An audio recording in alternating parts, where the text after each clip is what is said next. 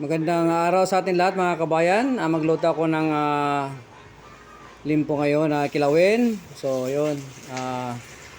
I-grilled, grilled limpo kilawin mga kabayan. Yung favorito ng namin sa taga Bohol, ano. I-grilled ko muna mga kabayan. Hindi na kailan ihawin pa. Sa grilled, pwede na. Napaka-simple lang. Limpo kilawin. Yan, luto na yung ating grilled. So, maghiwa muna ako ng mga ingredients. Ito, pipino mga kabayan.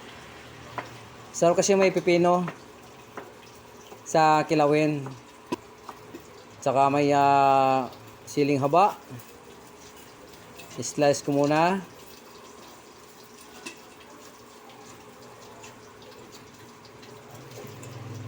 Tsaka siyempre mga kabayan, kailangan di mayroong siling pula, yung manghang.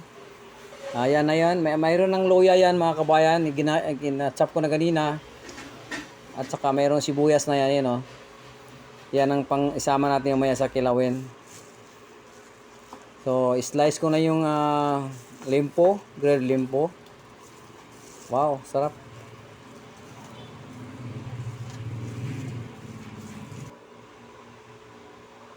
So, yun mga kabayan. Yung luya, sibuyas, saka may paminta na yan.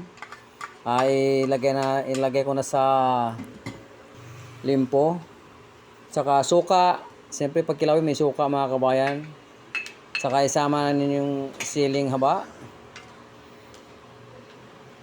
Wow. Sarap, sobrang sarap nito mga kabayan. Tapos pipino, ilagay ko na rin.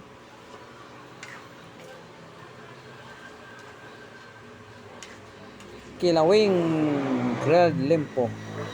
Tuloy, favorito namin ito sa Bohol. Sili, ilagay ko na mga kabayan. Pwede rin papulutan ito mga kabayan. Saka ulam. Lalo sa ulam, masarap ito. So, isalin ko na sa mangkok. Wow. Ang gusto rin ito mga kabayan, siyempre, kainan na.